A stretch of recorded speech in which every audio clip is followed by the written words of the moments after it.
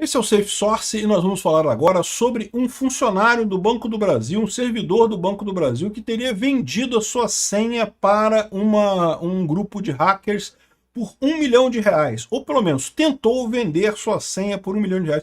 Tá estranha essa coluna aqui, tá? Vamos tentar entender o que eles disseram aqui, porque não tá muito claro se o cara chegou a vender a senha dele e o pessoal não conseguiu usar, ou se o Banco do Brasil ficou sabendo que ele estava negociando, e se ele ficou sabendo que ele estava negociando, como que ficou sabendo que ele estava negociando, né? Vamos entender esse caso aqui. Essa notícia foi sugerida por ex-amigo do Cranbeck e várias outras pessoas. Obrigado aí ao pessoal que sugeriu notícias lá no nosso site, no safesource.com, é safesrc.com. E obrigado também a você que está assistindo o nosso vídeo. Se você gosta do nosso conteúdo, por favor, deixa o seu like, se inscreva aqui no canal, né? Pois bem, Banco do Brasil, servidor ganharia R$ 1 milhão para dar a senha a um hacker. Um funcionário da área de tecnologia da instituição bancária teria aceitado R$ 1 milhão para repassar suas senhas ao sistema de acesso, né? Senhas de acesso ao sistema. E eu digo para vocês que esse é um dos grandes pesadelos das empresas de tecnologia, todas elas, porque inevitavelmente você tem alguns funcionários com acesso privilegiado na sua empresa, você não tem como gerir uma empresa se você não tiver alguns funcionários que vão cuidar do site, que vão cuidar dos sistemas principais e coisa e tal.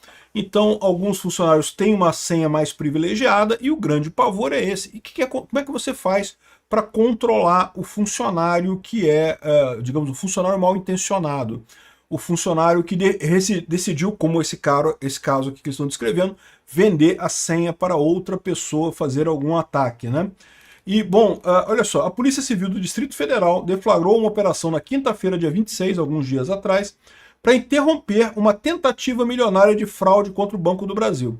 Então, para mim não está claro, ele chegou a vender a senha para o hacker, mas o hacker não conseguiu usar a senha, eles impediram a tentativa de coisa, ou ele ainda estava negociando com o hacker e foi impedido? Não está claro para mim. De acordo com as investigações, o funcionário da área de tecnologia da informação da instituição teria aceitado uma quantia de R$ 1 milhão para repassar suas credenciais de acesso a criminosos. Com essas informações, os fraudadores poderiam invadir os sistemas internos e realizar operações bancárias de alto impacto financeiro, de acordo com a apuração da Divisão de Repressão a Crimes contra a Propriedade Imaterial. Por que eu digo que é um problema essa questão de se ele já chegou a vender ou não chegou a vender, o que aconteceu? Porque a minha dúvida é a seguinte: se de fato ele chegou a entregar a senha para o hacker tentou acessar e não conseguiu, menos mal. O sistema dele está positivo. Porque é isso que eu vou falar para vocês. Como é que você resolve esse problema? Existe um mecanismo para você resolver esse problema. Existe. E a maior parte das empresas já adota isso. É possível que o Banco do Brasil também adote esse mecanismo. É um mecanismo chamado de segregação de funções. Nenhuma senha. Não existe uma única senha que consiga fazer tudo no banco para resolver um ponto, de chegar de um ponto até outro de gastar dinheiro. Você tem que sempre quebrar a coisa no meio do caminho. No mínimo, ter 2 funcionários responsáveis pelo sistema, ou seja, um tem que entrar a senha, aí depois o outro tem que entrar a senha dele, a outra senha dele numa outra etapa do processo. Nada seria algo que um funcionário só conseguiria fazer. Se realmente esse funcionário, os fraudadores poderiam com essa única senha invadir os sistemas internos e realizar operações bancárias de alto impacto financeiro, isso daqui é uma vulnerabilidade do Banco do Brasil. O Banco do Brasil não está seguindo as melhores regras de segregação de funções, né? Aqui, ó, o caso é investigado sob crimes de invasão de dispositivo informático e associação criminosa. Em nota, o Banco do Brasil se pronunciou dizendo que detectou e frustrou a tentativa por meio de monitoramento interno. Mas, de novo, o monitoramento interno detectou que havia um acesso indevido à conta e aí bloqueou ele, e se foi isso, muito bem. Parabéns à equipe do Banco do Brasil, conseguiram identificar isso. Ou o monitoramento interno detectou que um funcionário estava vendendo a senha dele para um hacker. Porque nesse outro caso, você tem um problema, né? Assim, é pouco provável que o funcionário estivesse vendendo a senha dele num e-mail do Banco do Brasil, né? Aqui, e-mail fulano de tal, @bb.com.br. Quer comprar minha senha? Né? Eu não sei, pode ser, né? Tem retardado mental para tudo que tem. Tem gente que vota no Lula, né? Para tu ter uma ideia.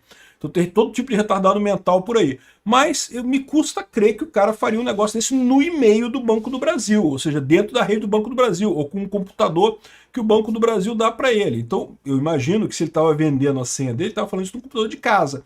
Como que o Banco do Brasil teria maneiras de verificar o computador de casa do cara, né?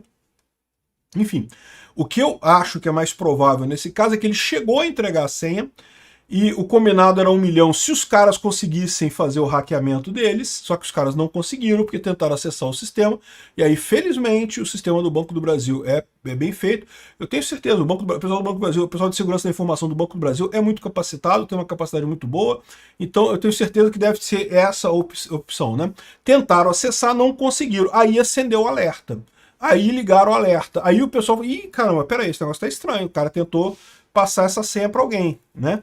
E daí essa foi a situação. O Banco do Brasil acionou a polícia e colabora com investigações sobre o caso. O Banco do Brasil possui processos estabelecidos para monitoramento e apuração de situações suspeitas contra a instituição e acrescenta que seu padrão de governança inibe acessos isolados e... o que está dizendo aqui é exatamente o ponto que eu falei para vocês, da segregação de função. Inibe acessos isolados. Nenhuma única senha consegue fazer coisas que causam prejuízo ao banco. Esse é o padrão, é assim que funciona. Então fica a dica para você, porque sua empresa pode ser uma empresa menor do que o Banco do Brasil, mas se você quer evitar esse tipo de ataque, se você quer evitar essa situação em que uma pessoa tem acesso completo, possa com a mera senha dela destruir o seu negócio ou roubar dinheiro de você e coisa e tal, o segredo é esse, é segregação de funções, né?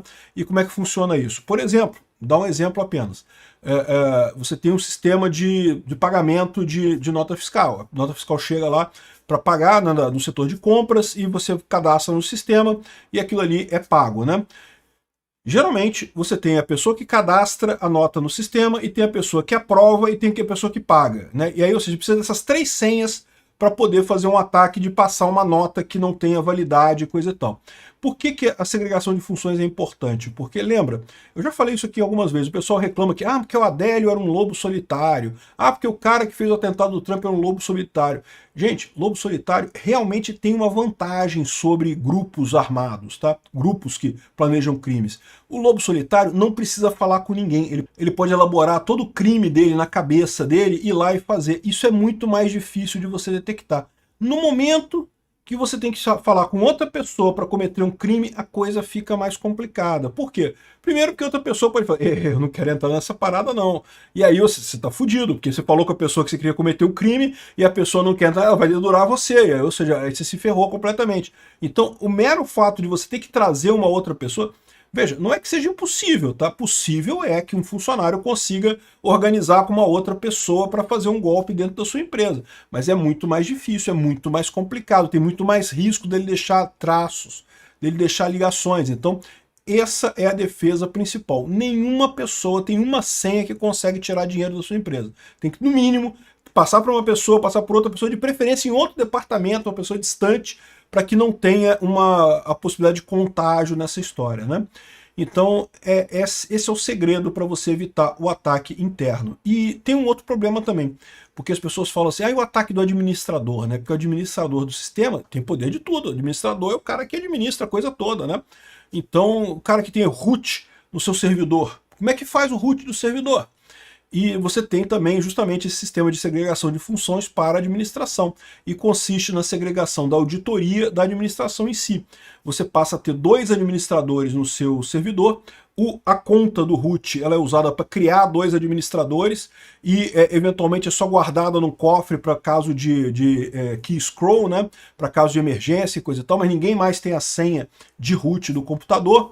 E aí você tem 2 administradores que tocam o dia a dia da coisa. Você tem um cara que é o administrador operacional, que vai de fato administrar o servidor, só que qualquer coisa que ele faça no servidor é registrada no log de auditoria.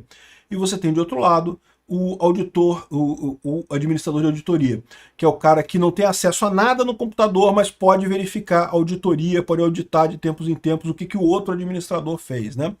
Então essa é a maneira que você tem para evitar esse tipo de problema, evitar a ação de um funcionário mal intencionado. É a segregação de funções.